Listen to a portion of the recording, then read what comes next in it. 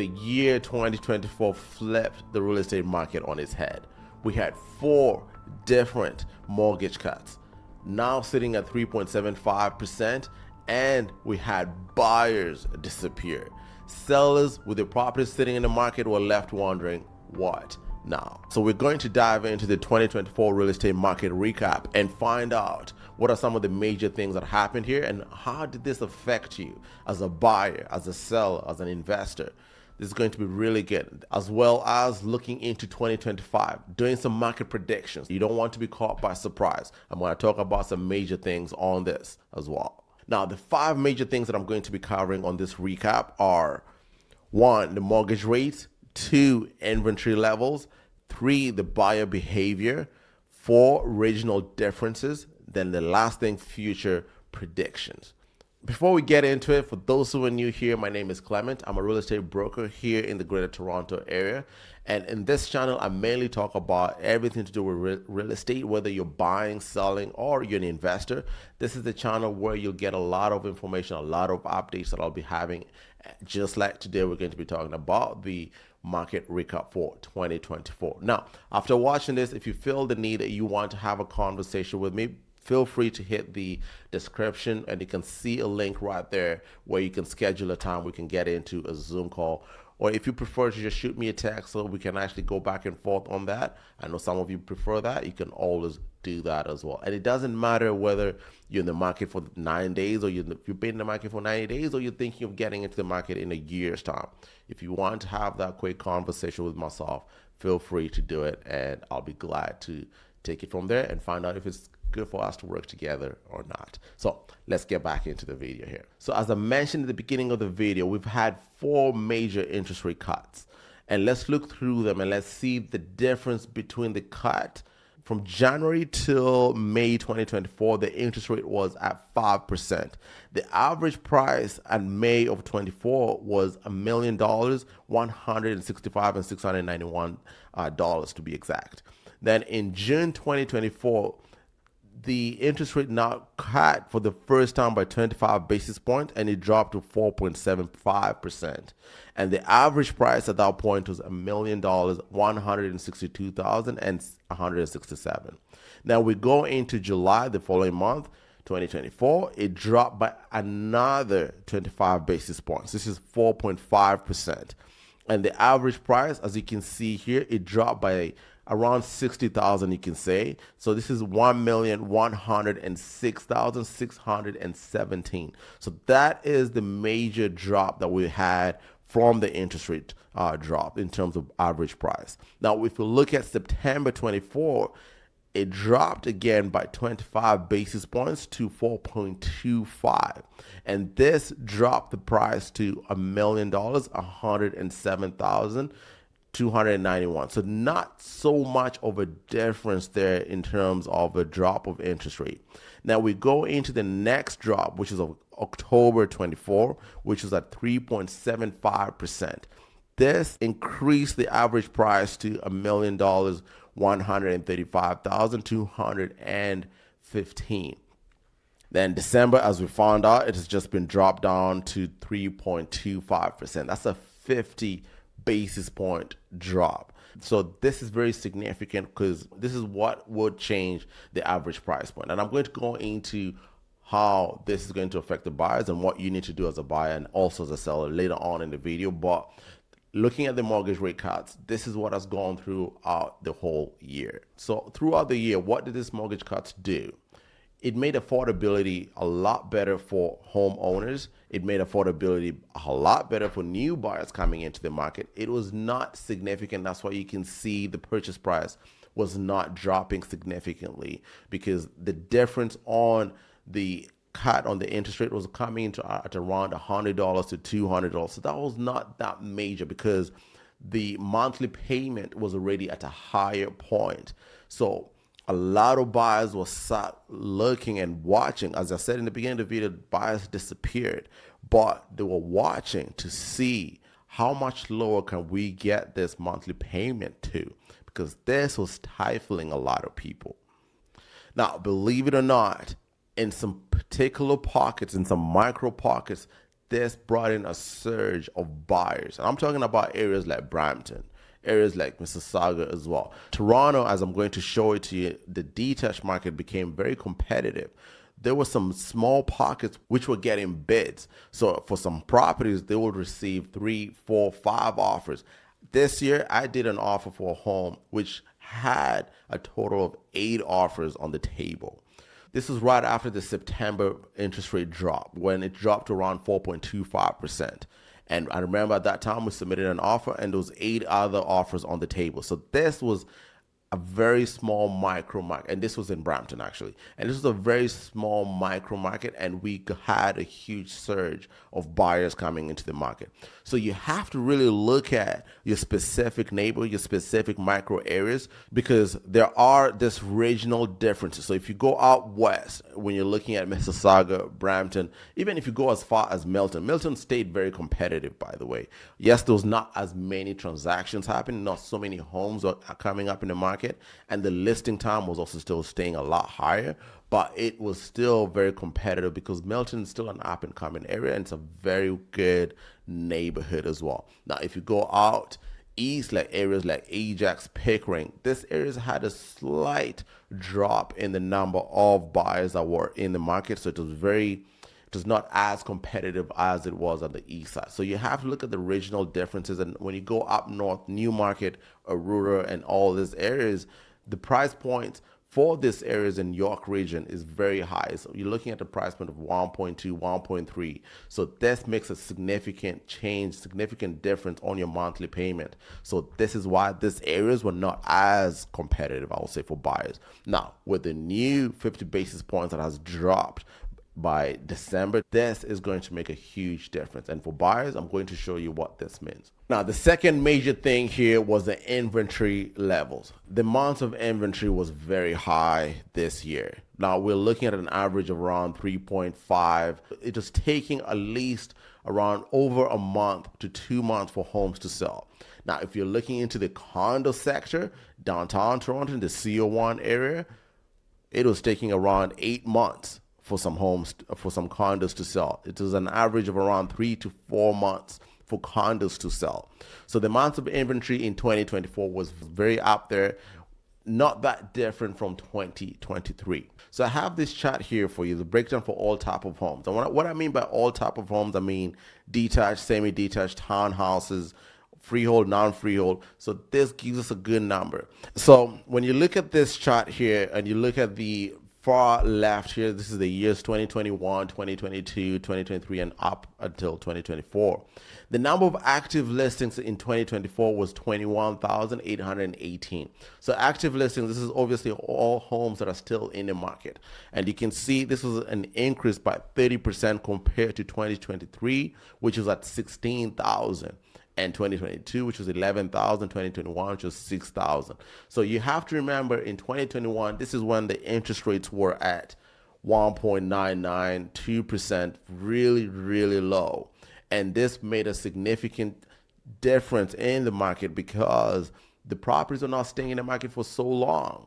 Because you can see here, look at 2024, the active listing is 21,000, but the total sales is 5,000. Now, if you compare this to 2021, the active listings was 6,000, but the total sales was 8,979, which tells you homes were selling really, really fast. Now, if you obviously look at the average price at that point was 1.1, but I'm really focusing on the inventory here because this is very important to understand. If you look at the active listing in 2022, this was 11,900, and the total sales was 4,500. So this is still very low. And again, 2023. So we're just getting better compared to where we were last year, even though the number of active listings is a lot higher. So this ratio of active listings and total sales is a little bit off if you compare it with all the other years here.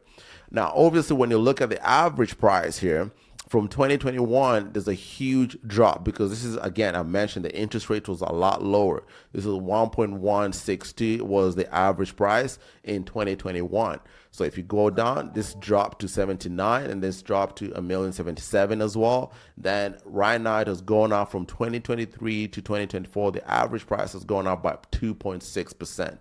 So yes, the interest rates have been a little bit higher throughout the year, but this fluctuating of the interest rate was very positive for some buyers, particularly those buyers that were ready, those buyers that were qualified. This is the market that they really rip the rewards for it, because you're buying, if you can look at this here, you're buying it at a lower state a little bit. Now, this price is going to keep going up coming into 2025. So these are some of the little predictions that I'll be throwing into the video as I'm talking, but you'll see this number going up, particularly now that the interest rate has dropped to 3.25. It's going to make it very competitive. So another point of the months of inventory is this data chart here that's really good for you to have a good understanding of. So this is the monthly sales data from 2023 up until 2024. And you can see here, this is a general from November up until November 2024. The December numbers typically would always come up in mid-January once all those figures have been put in, but this is fairly accurate for us to have a good understanding. So what I want to show you is the months of inventory. So you can see the days on market here. From November, which is 25 days, so 32 days, 37 days. You can see here, the only time it was less than 20 days was in April and May. And at this time, you can see the average price was slightly a lot higher over here. Now, in April was the only time where we had the months of inventory at 2.54. Less than 2 was in February and in March. So this is where the talks of the interest rate was coming in to be dropped, and some buyers now started coming into the market, and you start seeing the activity that's going on here. But what really gives you a good understanding of this is when you look at the active listings in the market during this whole month. So you can see here from January it was 10,000. In February, the active listing was 11,000. And you want to compare this with the number of sales. So you see here 12,000, 6,000 sold, 18,000 active listing, only 7,000. This is more than double was still in the market. So 21,000, look at that. Active listings, 7,000 in May.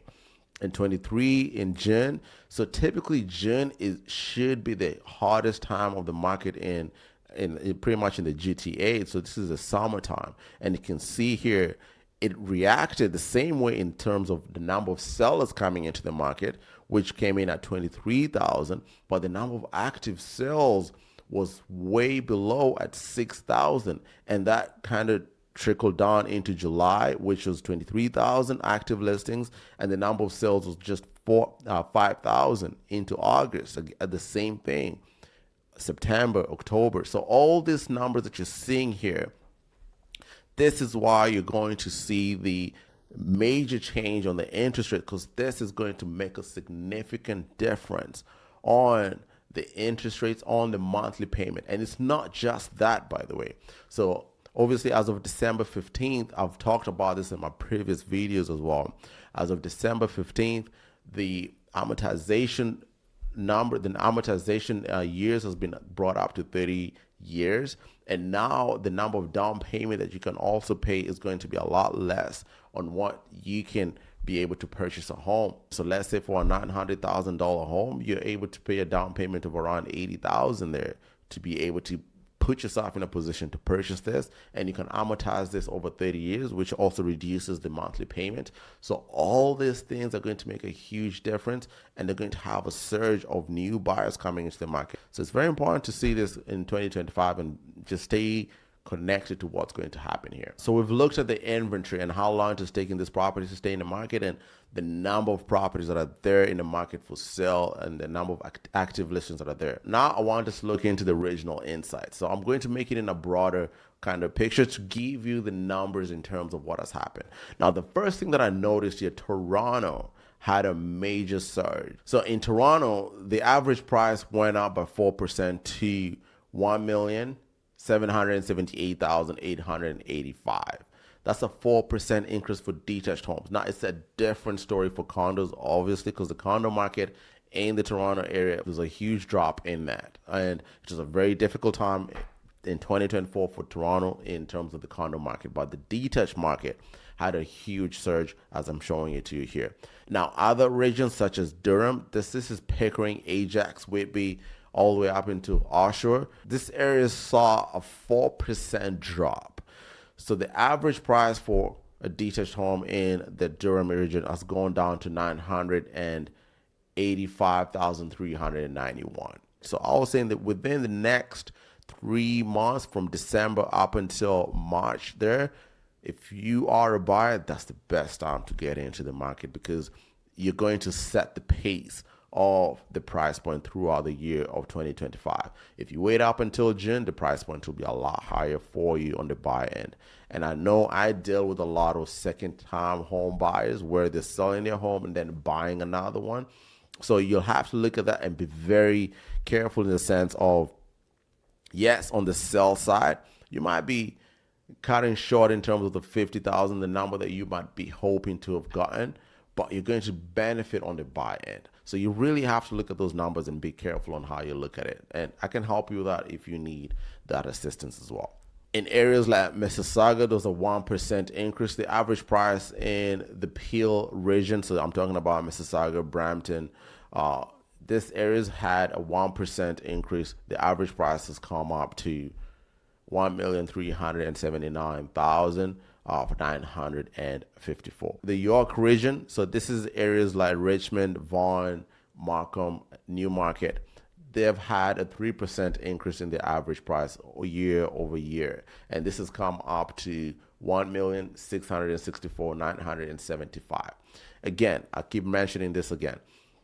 This is the average for York region, but the bigger, broader picture of this gives you an idea of what's happening in specific sectors as well. So I want us to look at this graph, which is the average price here and what has happened throughout the year. And this is a very good graph that I typically use with a lot of my clients that I'm talking to, whether you're selling, whether you're thinking of buying. It's a really good graph to have a good understanding of how to navigate through the market and what's happening. And it can also help you predict a little bit of things as well. So if you look at the average price here as of 2024, what I have here, this is the trend line here. So this is the trend line over the year. So it's a really good indicator to tell you what's been going on over the months of 2024. So obviously this is in February of 2022. So this is the peak of the market. As you can remember, this is around the 1.3, I'll say 1.32 mark there. Where we are today is November 24. So today the average price is coming in at around 1.1 million there. And you can see what has been going on with this graph here. The trend of the price has been going down up there. And now we went just slightly below the trend line went slightly below the trend line in January of 2024. And we were below the trend line in August of 2024. And we went above it for majority of the year. We were above the trend line from, let's say, from February of 2022 to July of 2024. So even though it felt like the market was moving slow, you can see the average price was trending on an upward trajectory.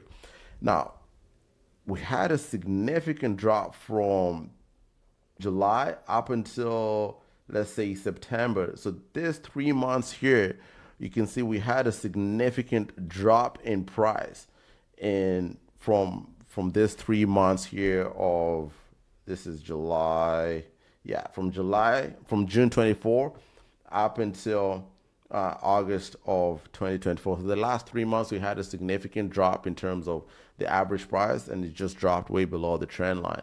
And then when we see the new interest rates that are being announced, the new interest rate cuts that are going on, and you can see what this affects in terms of the trend of the average price. It's not significant in terms of where we were from 2021. So you see this change here is quite drastic. I think this is going to take some time before we get back here, But if you see how the trend line is trajecting, it's always in an upward trajectory. On average, the GTA looks at 7% appreciation on a 10-year average. This is how it trends. So this is going to take some time to get back to where it was. Maybe don't quote me on this, but this could take around 3 to 5 years on things working the way they're going at the moment, and it's going to bring in a lot more buyers in the market because of some of the changes that are being introduced into the market, as well as some of the things that are going to really affect this price point coming up in the following months and in the following years as well. So now let's look at point number 4. This is insight for buyers and sellers. I want to give you some good insights on what we've gone through and what is to come, and how you can look at this as well. The first thing I want to show you is this graph here. So if you look at this graph here, this is the impact of rising interest rates on a monthly payment basis. This is what happens on a monthly basis when your interest rate is typically as high as the interest rate keeps going from 1.5 to 2% to 2.5. Today we're sitting at 3.5. The affordability is in and around that 2,000 to 3,000 mark there, depending on the purchase price that you're buying. This graph here is always on an upward trajectory in terms of affordability, or you can look at it at the lower trajectory because we are now also coming out from a 5.5% interest rate. So if you're looking at this, it's going down. And what this does, it brings now to the next graph that I have here, the affordability reduction with rising in interest rates. So you can see obviously at 1.5 where we were in 2021, the number of homes that was selling here, the number of accessible homes at this time was really high at 1.5 interest rate. So today we are sitting in at around 3.5 as of December, which the new interest rate has been announced, which is at 3.25. So you're going to be sitting in around this 3.5% rate. And this is the mid section, the mid area here, where a lot of buyers, as coming into January, you'll see more buyers are going to come into the market. But what this does for buyers is the demand and supply. So there's going to be a lot more demand because the buyers are going to be able to afford a lot of this home. You can pay a lower down payment. You can stretch out your monthly payment to 30-year amortization, which is going to reduce your monthly payment. So this is going to be good for you. It's going to go back to that sense of the rental market. People are not going to want to rent as much because now you're getting into it's not very similar, but you're getting closer to the rental payment that you'll be paying on a mortgage as well. It's definitely not similar at all. But with the closer you get to that, the more competitive the purchasing becomes as well. And this would always increase the price point of any market. So this is demand and supply. So buyers, when you're looking at this, when you're coming into the market today in December, January, around February here, just remember, you're coming in at a lower market price point.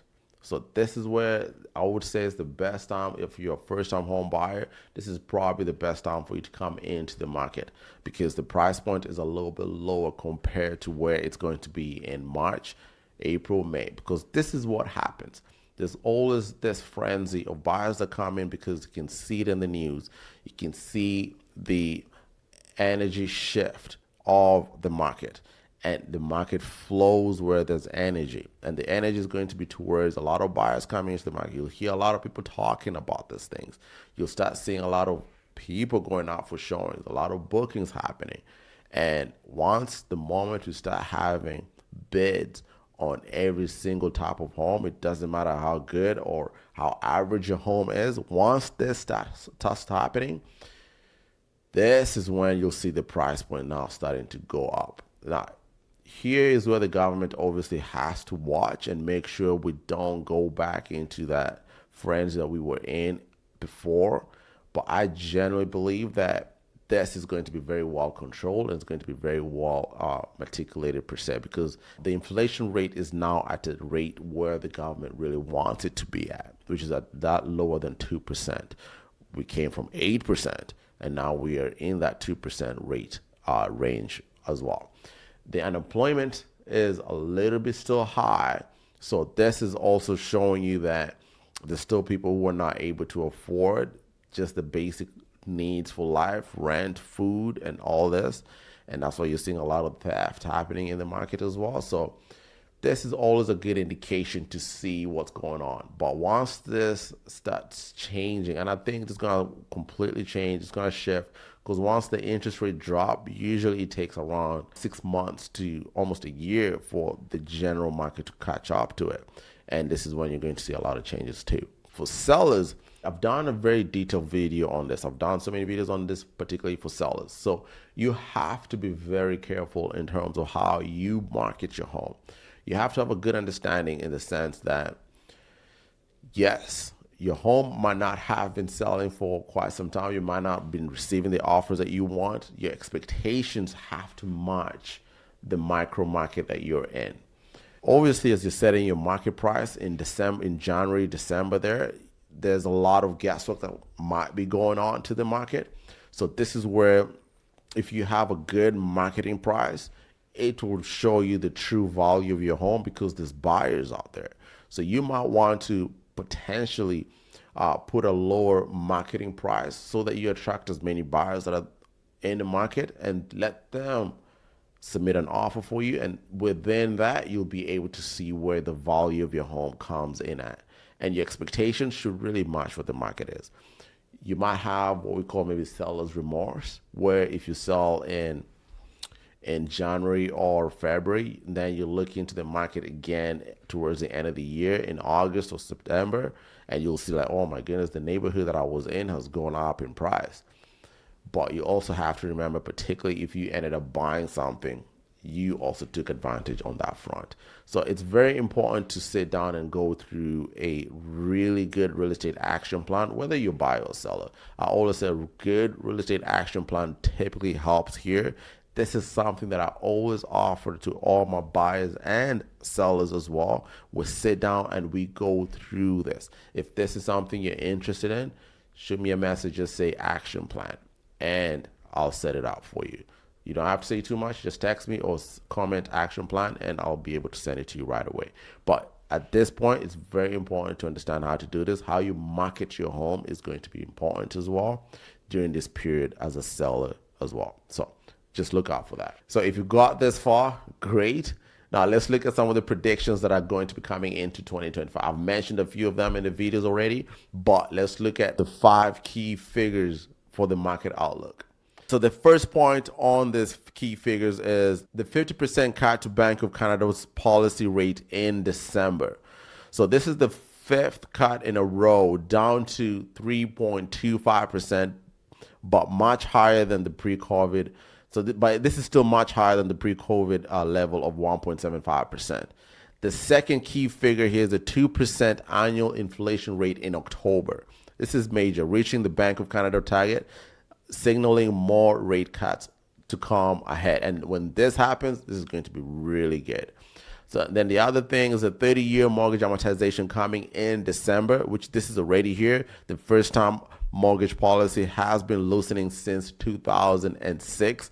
And for the first time in a long time, they're bringing it back to the 30-year amortization, making it more affordable for a lot of home buyers and first-time home buyers particularly, and some new builds as well. So this is going to really create a lot of traction in the market. The other thing here is 395,000 revised 2025 target for immigration. Yes, they made a huge upgrade on this, down from their earlier target of 500,000, still higher than the pre-COVID levels of 314,000 in 2019. So initially, they had the target for immigrants to come into the country of 500,000. They've reshifted this, obviously because of the affordability of homes and the fact that there's less homes in the market. And this is causing just too much issues here, particularly in the major cities like Ontario, because this is where most of the people are coming into. And there's a lack of homes, which is crazy to just, when you really think about it, the price point that we're in, the lack of homes that are there, the demand that's going to come in. So this drop of interest rate is just going to cause a huge frenzy. But point is, they've reduced that from the target of 500 to 395, and this is significant as well. Then lastly, so the projected decline, so the 445,901 projected decline in temporary population in 2025. This follows a $775 and $91 increase over the past year, pre-COVID increase of $169,000 in 2019. So goes hand in hand. The projected decline in the population from to 449. So this is huge because I remember in COVID time there was around 1 million immigrants that came into the country, that was just too much. That was a lot. And now it has been reduced significantly. The other thing that's obviously going to affect the market as well coming into 2025 is the elections that we're going to be coming up in 2025. And this will have significant changes, obviously, because the new government or whichever government is going to come in, they're going to have new rules in terms of the affordability for homes, for mortgages. All these policy changes are going to make a huge, significant change as well. And then with elections that also happen in the United States, which will obviously affect the Canadian market. So there's a lot of changes that are about to come into 2025 that is very good for us to look at. I'm glad to help you with this. So link is in the bio, shoot me a text and I'll guide you with this as well. That's pretty much it for 2024. Just let me know what you thought about the market in 2024. Give me some feedback of what your mindset was, what your thoughts were on how the real estate market was in 2024. And also just let me know. I mean, from everything that I just said here, you might have a difference of opinion. Just comment down below, let me know what your thoughts are, and if you have some certain type of predictions coming into 2025, please give me some insights on that. And if you're in a position where you want to buy, you want to sell, you're thinking about it, you're still in that planning stage and you want to have a conversation, let's connect anytime here. Shoot me a text, call me, and we can get into a Zoom conversation as well, and we'll take it from there. But until next time, guys, have a good one. Thank you.